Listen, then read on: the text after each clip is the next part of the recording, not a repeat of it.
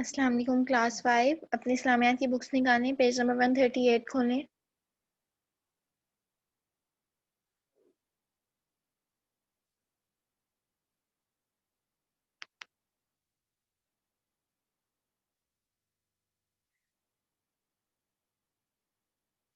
Page number 138 اسلامی اخوت۔ آج ہم نے یہ والا چیپٹر پڑھنا ہے۔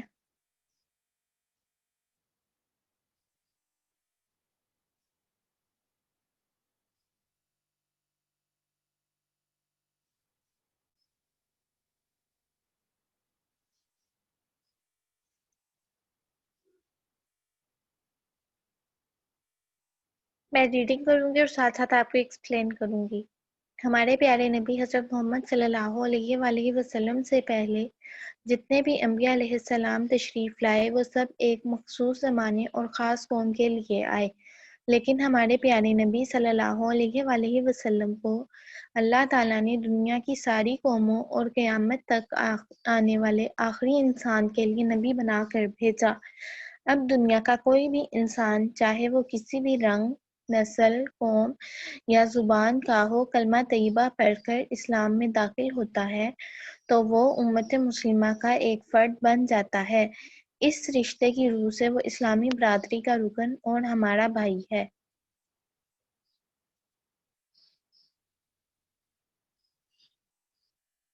اسلامی اخوت کا کیا مطلب ہے؟ اسلامی اخوت کا مطلب یہ ہے کہ اسلام نے مسلمانوں کے درمیان جب ایک انسان ایمان لے آتا ہے تو اللہ تعالیٰ نے اس کا رشتہ جو ہے اس کے دوسرے مسلمان بھائیوں کے ساتھ کیسا بنایا ہے۔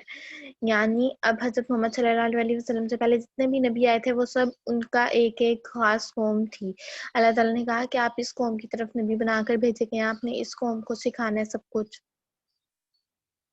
لیکن جب اللہ تعالیٰ نے حضرت محمد صلی اللہ علیہ وآلہ وسلم کو بھیجا تو حضرت محمد صلی اللہ علیہ وآلہ وسلم کسی خاص قوم کے لیے یا کسی خاص قبیلے کے لیے نہیں آئے، بلکہ اللہ تعالیٰ نے یہ کہا کہ قیامت تک اب جتنے بھی لوگ آئیں گے ان سب کی ہدایت کا راستہ جو ہے وہ حضرت محمد صلی اللہ علیہ وآلہ وسلم کے طریقے پر چلنے میں ہے۔ اور اب قیامت تک اگر کوئی ایک آخری انسان بھی ہوگا اور اسے ہدایت چاہیے ہوگی تو اس کو ہدایت کہاں سے ملے گی؟ حضرت محمد صلی اللہ علیہ وآلہ وسلم کی زندگی سے، آپ کی تعلیمات سے۔ اب دنیا کا کوئی بھی انسان ہوگا، چاہے وہ کسی بھی اس کا رنگ جیسا مرضی ہو، اس کی نسل جون سی مرضی ہو، کسی بھی قوم سے وہ تعلق رکھتا ہو،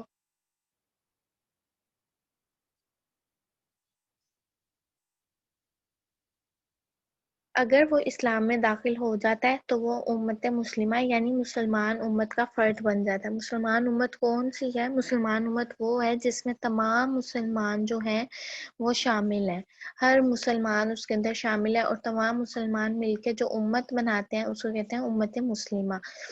اس رشتے کی روح سے وہ اسلامی برادری کا رکن اور ہمارا بھائی ہے۔ یعنی جو کوئی بھی نیا، اگر ہم اس کو نہیں جانتے، جیسے ہمارے فیملی ممبرز ہوتے ہیں، اس کے علاوہ بھی کوئی کچھ لوگ ہوتے ہیں جو اگر کلمہ پڑھ کر مسلمان ہو جاتے ہیں، ہم ان کو نہیں جانتے، وہ ہمارے لیے ان نون ہے، لیکن وہ ہمارے مسلمان بھائی ہیں۔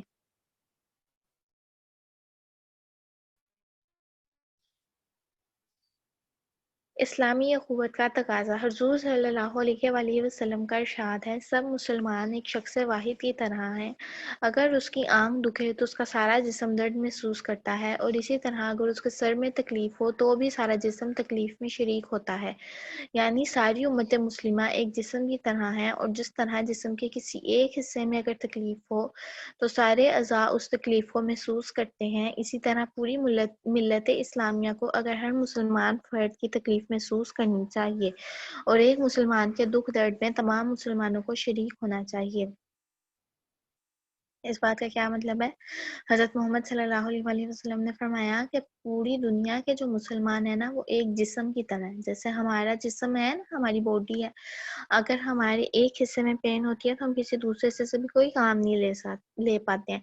جیسے اگر ہمارے سر میں بہت زیادہ درد ہے تو ہمارے پورے جسم میں تو درد نہیں ہے، لیکن ہمارے سر میں درد ہے، اس کی وجہ سے ہم سے اور کوئی کام ہوتا ہی نہیں ہے، تو اس درد کو ہمارا پورا جسم محسوس کر رہا ہوتا ہے، اس کا اثر ہماری پوری باڈی پہ ہوتا ہے. جیسے اگر ہمیں فیور ہوتا ہے یا ہمیں نزلہ زکام فلو ہو جاتا ہے تو اس کا اثر بھی یہ ہوتا ہے کہ ہم کوئی کام نہیں کر پاتے ہیں. تو اس کا اثر ہمارے پورے جسم پہ ہو رہا ہوتا ہے. تو حضرت محمد صلی اللہ علیہ وسلم نے فرمایا ہے کہ اگر کسی انسان کی آنکھ دکھتی ہے تو اس کا سارا جسم ہی اسے لگتا ہے کہ میرے سارے جسم میں درد ہو رہی ہے. اسی طرح اگر کسی کے سر میں درد ہو رہی ہو تو بھی اس کو لگتا ہے کہ میرے سارے جسم میں درد ہو رہی ہے. تو مسلمان بھی ایسے ایک جسم کی طرح ہے, ایک جسد واحد کی طرح ہے کہ اگر کسی ایک کو تکلیف پہنچتی ہے تو اس کا مسلمان بھائی بھی ویسی ہی تکلیف محسوس کرتا ہے. ساری امت مسلمہ ایک جسم کی طرح ہے, اور جس طرح جسم کی کسی حصے کو تکلیف ہوتی ہے تو سارے ذات تکلیف محسوس کرتے ہیں. اسی طرح اگر ہماری ملت اسلامیہ میں, ملت اسلامیہ انہوں نے کس کو نام دیا ہے؟ امت مسلمہ. کوئی یعنی اس دنیا کے سارے مسلمان اور اس میں آنے والا ہر نیا مسلمان جو ہے یہ سارے مل کے ایک ملت بناتے ہیں, اس کو کہتے ہیں ملت اسلامیہ. اور اس میں اگر کوئی ایک مسلمان بھی تکلیف کا شکار ہوگا تو اس کی تکلیف ہر دوسرا شخص بھی محسوس کرے گا.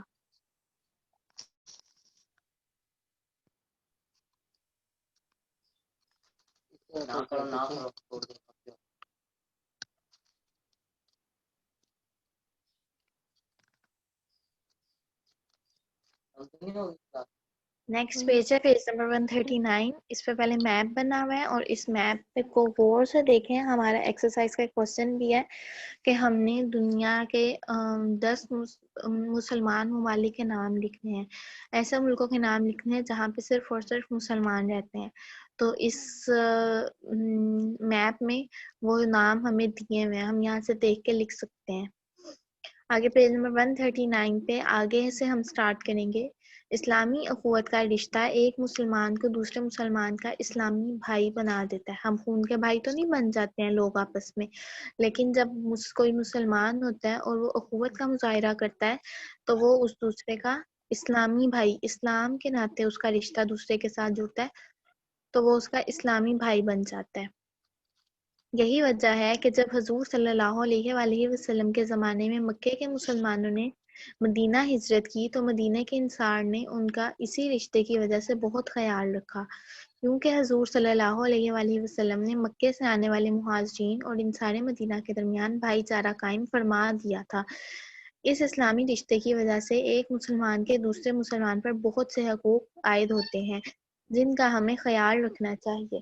حضور صلی اللہ علیہ وآلہ وسلم نے ارشاد فرمایا کہ قسم ہے اس پاک ذات کی جس کے قبضے میں میری جان ہے, کوئی بندہ اس وقت تک سچا مومن نہیں ہو سکتا جب تک کہ وہ اپنے مسلمان بھائی کے لیے وہی نہ چاہے جو اپنے لیے چاہتا ہے.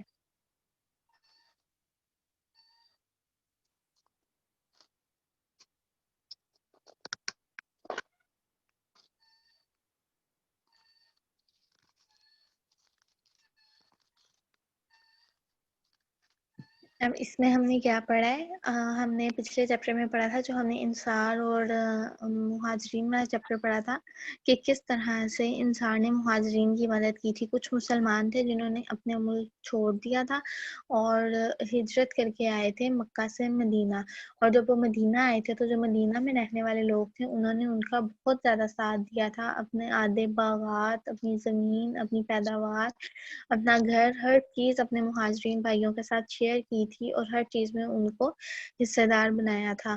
تو یہ کس وجہ سے تھا؟ کیا چیز تھی جس کی وجہ سے انہوں نے یہ سب کچھ کیا تھا؟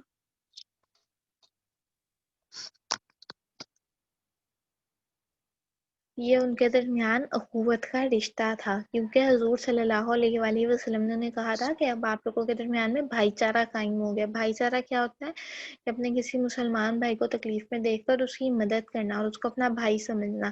تو حضور صلی اللہ علیہ وآلہ وسلم کے زمانے سے یہ سب کچھ شروع ہوا. انصار اور مہاجرین نے اس کی مثال قائم کی اور اب تک ہم دیکھتے ہیں کہ یہ سب کچھ ہوتا آ رہا ہے. اس اسلامی رشتے کی وجہ سے اب ایک مسلمان کے, اب جو اسلامی رشتہ مسلمانوں کا آپس میں بن گیا ہے اس کی وجہ سے بہت سارے حقوق ہیں جو ہم پر فرض ہوتے ہیں. جیسے اگر ہم اپنے کسی مسلمان بھائی کو تکلیف میں دیکھیں تو ہم اس کی مدد کریں. اس کے علاوہ اگر جو 6 بنیادی حقوق ہوتے ہیں وہ یہ ہوتے ہیں کہ اگر وہ آپ کو دعوت پہ بلائے آپ کا مسلمان بھائی تو آپ اس کی دعوت میں شریک ہوں، اگر چھینک آئے تو آپ اس کا جواب دیں، اسی طرح جنازے میں شرکت کریں. اس طرح سے یہ 6 حقوق ہیں جو ہم پر لازمی ہے کہ ان کو تو ہم نے ہر حال میں ادا کرنا ہے. اس کے علاوہ بھی اگر ہمارے مسلمان بھائی کو کسی بھی طرح کی ہماری مدد کی ضرورت ہو تو ہمیں اس کی مدد کرنی چاہیے، اس کا ساتھ دینا چاہیے. حضور صلی اللہ علیہ وآلہ وسلم نے ارشاد فرمایا کہ اس ذات کی قسم جس کے قبضے میں میری جان ہے. اب کس کے قبضے میں ہماری جانیں ہیں؟ اللہ تعالیٰ کے قبضے میں. تو حضور صلی اللہ علیہ وآلہ وسلم اللہ تعالیٰ کی قسم کھاتے ہوئے کہہ رہے ہیں کہ کوئی بندہ بھی اس وقت تک مومن نہیں ہو سکتا ہے جب تک وہ اپنے بھائی کے لیے بھی وہی چیز پسند نہ کرے جو وہ اپنے لیے پسند کرتے ہیں. یعنی ہم اپنے لیے تو اچھی چیز پسند کر لیتے ہیں، لیکن جب ہم نے اپنے مسلمان بھائی کو کوئی گفٹ دینا ہوتا ہے تو ہم اس کے لیے کہتے ہیں کہ اس کے لیے تو یہ بھی چل جائے گا، میں اس کو اپنی کوئی پرانی چیز بھی دے دوں گی، یا پھر جو چیز پڑی ہوئی ہے پہلے سے ہی ہم اس کو وہ بھی دے دیں گے. لیکن اگر ہم کسی کے لیے وہی چیز پسند کرتے ہیں جو ہم اپنے لیے پسند کر رہے ہیں اور بالکل وہی چیز اپنے مسلمان بھائی کو دے دیتے ہیں تو اس پہ ہمیں بہت زیادہ اجر و ثواب ملتا ہے. اور آپ کو پتہ ہے، آپ نے یہ حدیث تو سنی ہوگی کہ جب کوئی شخص جو ہے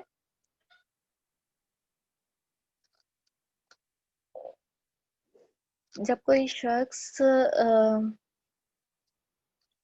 اپنے مسلمان بھائی کے لیے دعا مانگتا ہے، یعنی اگر میں اپنی سسٹر کے لیے کوئی دعا مانگتی ہوں تو اسی وقت ایک فرشتہ جو ہوتا ہے وہ زمین پہ آتا ہے اور وہ آ کے کہتا ہے کہ اے اللہ، اس کی دعا جو ہے جو اس نے کہا ہے نا وہ اس کے حق میں قبول فرما لیں. یعنی اگر میں نے اپنی بہن کے لیے کوئی دعا مانگی ہے نا تو اسی ٹائم ایک فرشتہ زمین پہ آئے گا، سچے دل سے اگر دعا مانگی ہے تو، کہ اس کو یہ مل جائے گا، اس کی ضرورت پوری ہو جائے.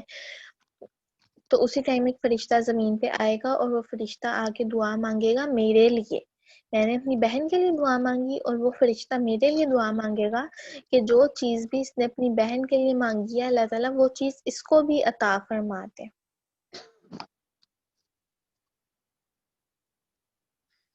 تو اس حدیث سے ہمیں کیا پتہ چلتا ہے کہ جو چیز بھی ہم اپنے لیے پسند کرتے ہیں ہمیں چاہیے کہ ہم وہی چیز اپنے مسلمان بھائی کے لیے بھی پسند کریں، کیونکہ اس سے اللہ تعالیٰ ہماری چیزوں میں بھی برکت فرماتے ہیں اور اللہ تعالیٰ ہمیں بھی وہ چیز عطا فرماتے ہیں جو ہمیں چاہیے ہوتی ہے. اس حدیث سے ہمیں پتہ چلتا ہے کہ ہر مسلمان کے لیے ضروری ہے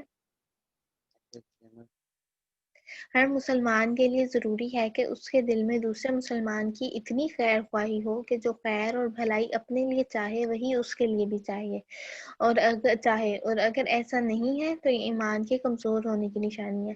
یعنی ہم اپنے لیے تو اچھی چیز مانگتے ہیں، اپنے لیے اچھی چیز چاہتے ہیں، لیکن جب ہم نے کسی کو گفٹ دینا ہوتا ہے تو ہم اس کو بری چیز دیتے ہیں، تو اس کا مطلب ہے کہ ہمارا ایمان کمزور ہے. ابھی ہمیں اپنے ایمان کو پختہ کرنے کی ضرورت ہے، اپنا ایمان اچھا کرنے کی ضرورت ہے.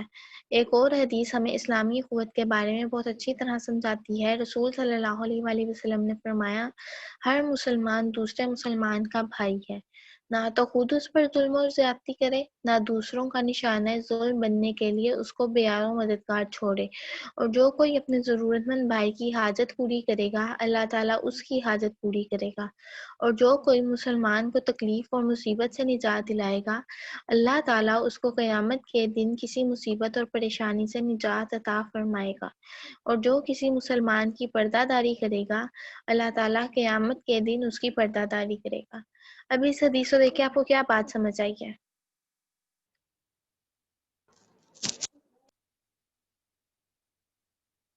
کچھ سمجھ آیا آپ کو؟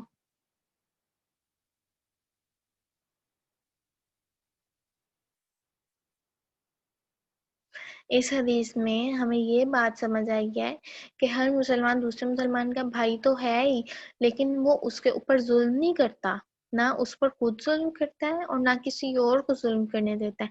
اگر وہ دیکھتا ہے کہ کوئی اس پر ظلم کر رہا ہے تو وہ اس کی مدد کرتا ہے.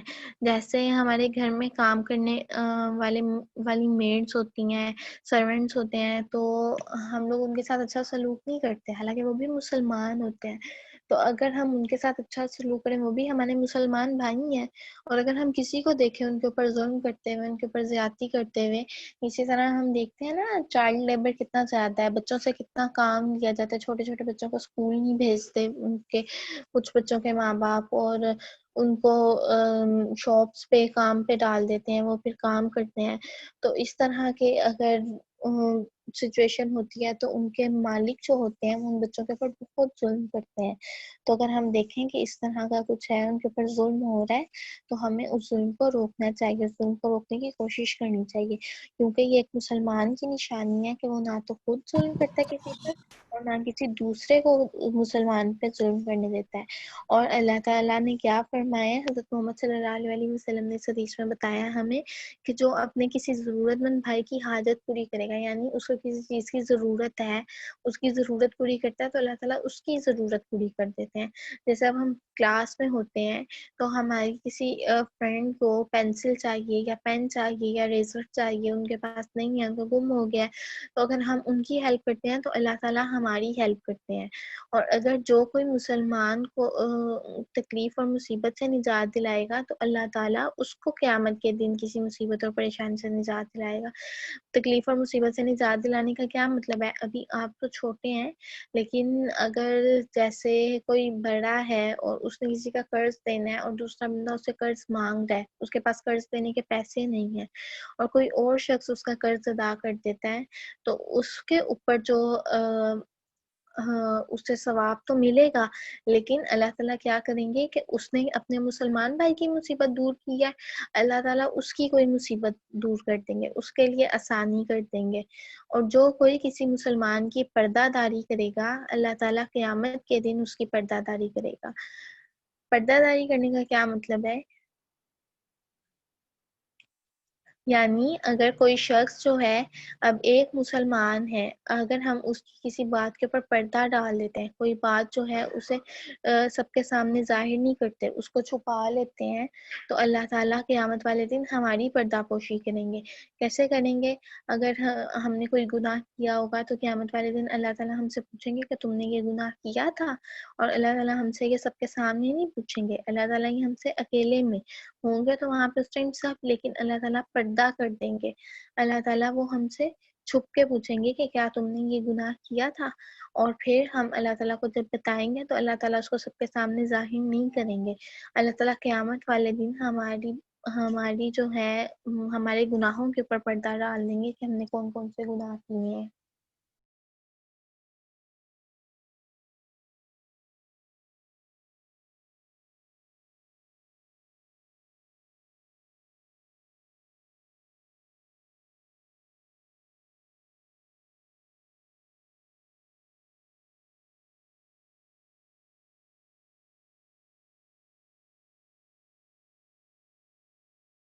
آگے ہے اسلامی اخوت کی علامات. اسلامی اخوت ایک ایسا مقدس رشتہ ہے جو ساری دنیا کے مسلمانوں میں ایسی محبت پیدا کر دیتا ہے جس کی وجہ سے ہر مسلمان دوسرے مسلمان کا خیال اور احساس حقیقی بھائی سے بھی بھر کر کرتا ہے. جب کسی کے درمیان میں اسلامی اخوت کا رشتہ قائم ہو جاتا ہے تو مسلمان کیا کرتے ہیں کہ ایک دوسرے کے ساتھ بہت محبت سے، پیار سے پیش آتے ہیں. ہر مسلمان دوسرے مسلمان کا خیال رکھتا ہے، اس کے ساتھ مس بیہیو نہیں کرتا، اور اس کا احساس ایسے کرتا ہے جیسے وہ اس کا حقیقی بھائی ہے. جیسے ہم اپنے سگے بھائی بہن کا خیال رکھتے ہیں نا، اس سے بھی بھر کر دوسرے کا خیال رکھتا ہے. ہر سال حج کے موقع پر ساری دنیا سے مسلمان جمع ہو کر ایک ساتھ حج کرتے ہیں، جس میں کالے، گورے، امیر، غریب اور تمام قومیت کے لوگ ایک جیسے لباس میں ایک جسم کی طرح نظر آتے ہیں. اب ہمیں اسلامی قوت کی سب سے بڑی مثال کہاں پہ نظر آتی ہے؟ حج کے موقع پر نظر آتی ہے. کیسے حج کے موقع پر نظر آتی ہے؟ کیونکہ جب حج کرنے کے لیے جاتے ہیں سب لوگ، تو ہوتے تو وہ سب مسلمان ہیں، لیکن سب ایک ہی کنٹری سے بلونگ نہیں کر رہے ہوتے، یا ایک ہی فیملی سے بلونگ نہیں کر رہے ہوتے. اگر ایک فیملی کے ممبرس ہوتے بھی ہیں تو زیادہ سے زیادہ 8 ہو جائیں گے، 10 ہو جائیں گے، 12 ہو جائیں گے، اس سے زیادہ تو نہیں ہوتے. لیکن وہاں پہ حج کرنے کے لیے لاکھوں کی تعداد میں لوگ آئے ہوتے ہیں. اب وہ سب کیا ایک فیملی سے ہوتے ہیں؟ نہیں، وہ ایک فیملی سے نہیں ہوتے، بلکہ وہ سب صرف مسلمان ہوتے ہیں. اور اسلام ہمیں کیا کہتا ہے کہ ہمیں حج کے موقع پر اتنی زیادہ یہ پتہ چلتا ہے کہ سب لوگ جو ہوتے ہیں وہ ایک جیسا لباس پہن لیتے ہیں اور انہوں نے ایک جیسے کام کرنے ہوتے ہیں اور ایک دوسرے کے ساتھ مل کے سب کچھ کرنا ہوتا ہے. تو ہمیں حج کے موقع پر اسلامی اخوت کی بہت بڑی مثال نظر آتی ہے. اور حج کے موقع پر جب سب اللہ تعالیٰ کے حضور حاضر ہوتے ہیں تو ایسے نہیں ہوتا کہ کسی کا مرتبہ اللہ تعالیٰ کی نظر میں زیادہ ہوتا ہے کسی کا کم ہوتا ہے، بلکہ سب لوگ جو ہوتے ہیں وہ اللہ تعالیٰ کی نظر میں برابر ہوتے ہیں اس وقت. اور سب لوگ چاہے کسی کا کلر فیئر ہے، وائٹ ہے، یا کسی کا کلر ڈل ہے، سب اللہ تعالیٰ کی نظر میں ایک جیسے ہوتے ہیں.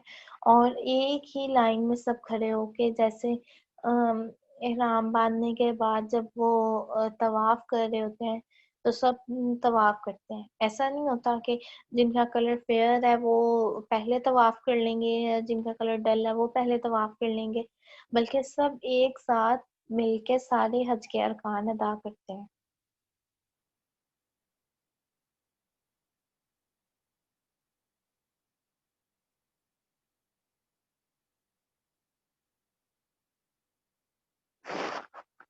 ہر مسجد میں مختلف زبان بولنے والے اور مختلف خاندانوں، قوموں اور قبیلوں سے تعلق رکھنے والے مسلمان ایک ہی صف میں کھڑے ہو کر نماز پڑھتے ہیں، جس سے آپس میں محبت اور بھائی چارگی بڑھتی ہے. اب یہ دیکھیں، پہلے ہم نے حج کی مثال دیکھی ہے، اس کے بعد آگے ہمیں کس چیز کی مثال مل رہی ہے؟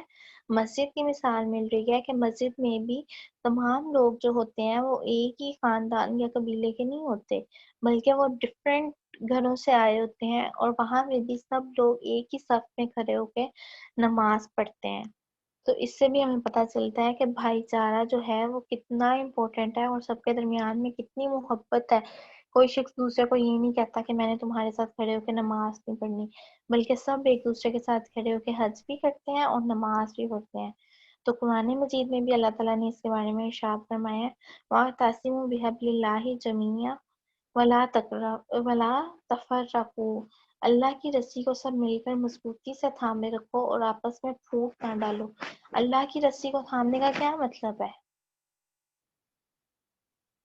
اللہ کی رسی کو تھامے رکھو یعنی کہ جو دین ہے نا اس کے اوپر سب عمل کرتے رہو اور آپس میں ایک دوسرے کے سے لڑائیاں نہ کرو، بلکہ اسلام کی بنیاد پر، ایمان کی بنیاد پر ایک دوسرے کے ساتھ مل کر رہو. اس سے ہمیں پتہ چلا ہے کہ ساری دنیا کے مسلمانوں کو آپس میں اتحاد و اتفاق سے رہنا چاہیے. اللہ تعالیٰ اور اس کے رسول صلی اللہ علیہ وآلہ وسلم کی فرمان برداری کا بھی یہی تقاضا ہے کہ ہم سب مل جل کر رہیں اور ہر اس چیز سے بچیں جس سے آپس میں پھوٹ اور اختلاف پیدا ہوتا ہے، تاکہ دنیا اور آخرت میں کامیابیاں ہمارے قدم چومیں.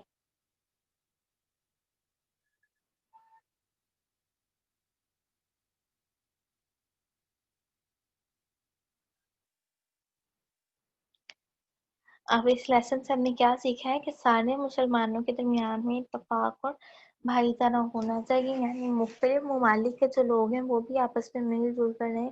جیسے اسلام اور پاکستان اور ترکی جو ہے ایک دوسرے کے دوست ہیں، اسی طرح سے ہر ملک، اسلامی ملک کو چاہیے کہ وہ دوسرے اسلامی ملک کے ساتھ مل کر رہے اور ان کے درمیان میں بھائی چارہ قائم ہو، ان کے درمیان میں اعتماد ہو، اور اللہ تعالیٰ اور رسول صلی اللہ علیہ وآلہ وسلم کی اگر ہم فرما برداری کرنا چاہتے ہیں، ان کی بات ماننا چاہتے ہیں، تو اس کے لیے بھی یہ ضروری ہے کہ ہم مل کر رہیں اور ہر اس چیز سے بچیں، ہر اس کام سے بچیں جس کی وجہ سے آپس میں لڑائی ہو سکتی ہے یا اختلاف پیدا ہو سکتا ہے، تاکہ دنیا اور آخرت میں کامیابیاں ہمارے قدم چومیں.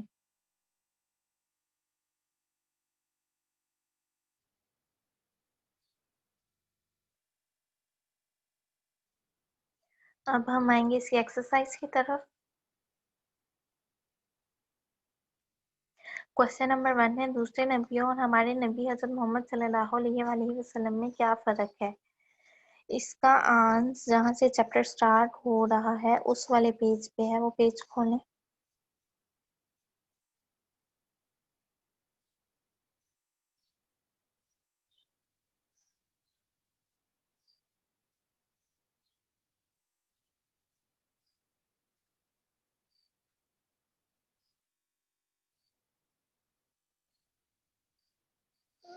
جہاں سے چیپٹر سٹارٹ ہو رہا ہے پیج نمبر 138 پہ، وہاں سے ہی یہ کوشچن سٹارٹ ہو رہا ہے.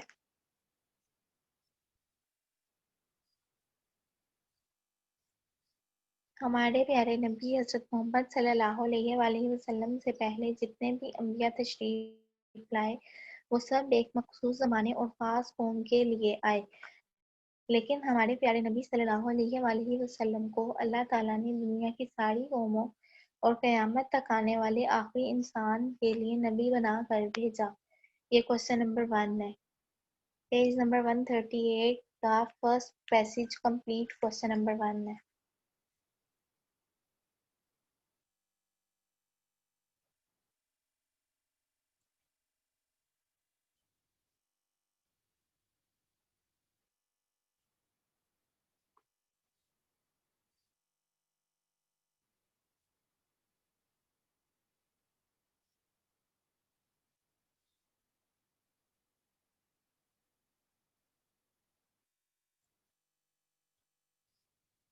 نیکسٹ کوشچن ہے مہاجرین اور انصار کے درمیان کیا رشتہ قائم ہوا؟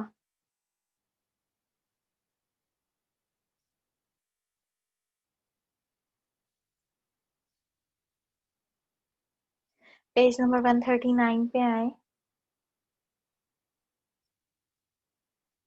پیج نمبر 139 کی سیکنڈ لائن، جب حضور صلی اللہ علیہ وآلہ وسلم کے زمانے میں. پیج نمبر 139 کی سیکنڈ لائن سے کوشچن نمبر 2 سٹارٹ ہو رہا ہے. جب حضور صلی اللہ علیہ وآلہ وسلم کے زمانے میں مکے کے مسلمانوں نے مدینہ ہجرت کی تو مدینے کے انصار نے ان کا اسی رشتے کی وجہ سے بہت خیال رکھا، کیونکہ حضور صلی اللہ علیہ وآلہ وسلم نے مکے سے آنے والے مہاجرین اور انصار مدینہ کے درمیان بھائی چارہ قائم فرما دیا تھا. یہ کوشچن نمبر 2 ہے.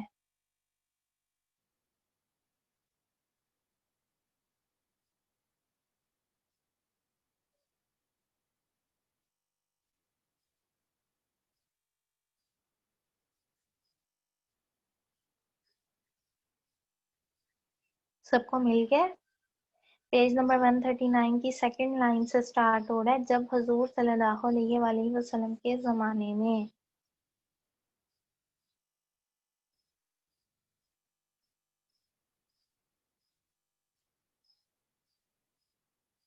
نیکسٹ ہے کوشچن نمبر 3، ایک مسلمان کو دوسرے مسلمان کے ساتھ جو اچھا سلوک کرنا چاہیے ان میں سے 3 لکھیں.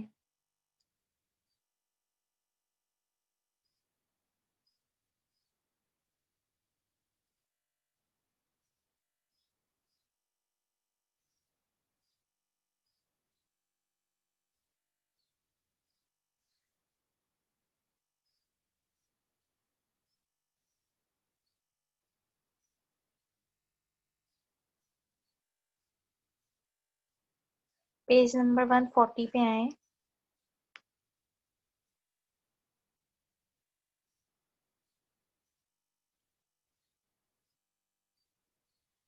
پیج نمبر 140 پہ سیکنڈ سٹارٹ سے یہ کوشچن سٹارٹ ہو رہا ہے. رسول صلی اللہ علیہ وآلہ وسلم نے فرمایا ہر مسلمان دوسرے مسلمان کا بھائی ہے.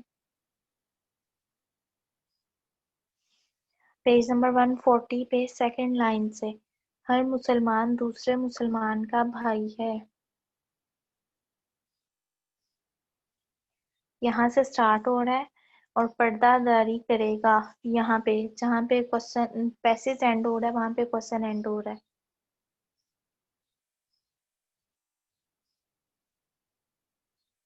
Question number 3.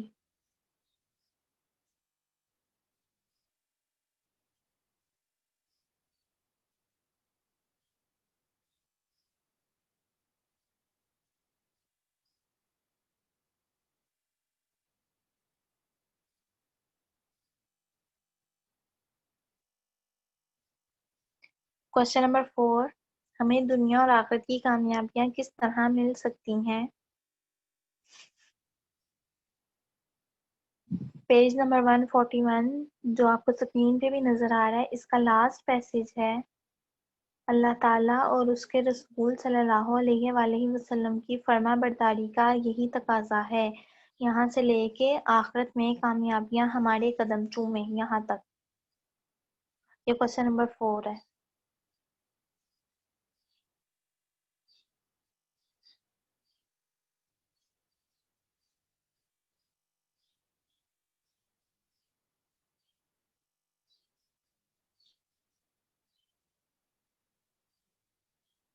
اللہ تعالیٰ اور اس کے رسول صلی اللہ علیہ وآلہ وسلم کی فرما برداری یہاں سے لے کے کامیابیاں ہمارے قدم چومیں یہاں تک.